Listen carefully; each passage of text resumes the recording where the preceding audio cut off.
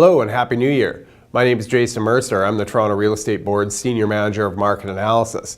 Over the next few minutes, I'm going to go through the commercial real estate market for the fourth quarter of 2012 against the backdrop of some recent Canadian economic trends.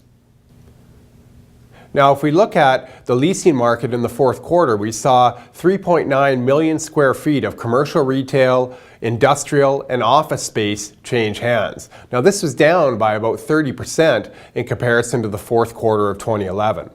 So if we start to think about the reasons why we saw less activity in the fourth quarter of 2012 in comparison to 2011, the first thing to think about is the fact that about 83% of total transactions in the fourth quarter were accounted for by the industrial segment of the marketplace. And so when we think about the industrial segment in the Greater Toronto Area and even southwestern Ontario more broadly, a lot of this sector is pointed towards the export of goods and services both south of the border and to other parts around the world.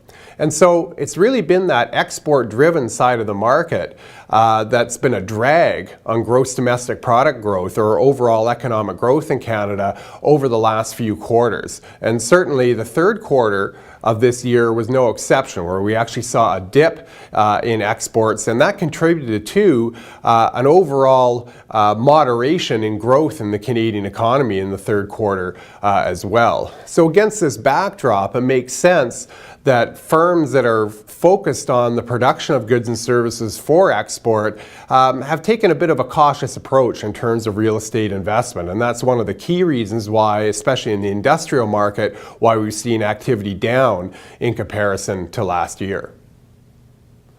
Now, with industrial lease transactions down in the Greater Toronto Area for the fourth quarter in comparison to 2011, it makes sense then that we didn't see much in the way of movement in terms of the average lease rate. In fact, if you look at the average lease rate on a per square foot net basis, it was actually down to $4.65 in the fourth quarter of 2012 in comparison to $4.92 in the fourth quarter of 2011.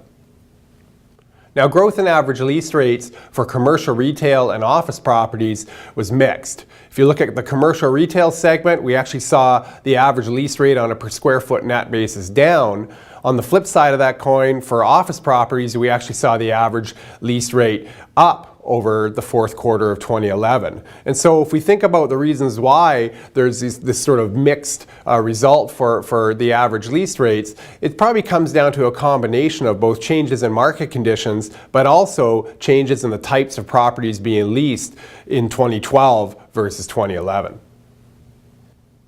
So with that, I'd like to wish you all the best for the first few months of 2013, and I look forward to speaking with you again at the end of the first quarter.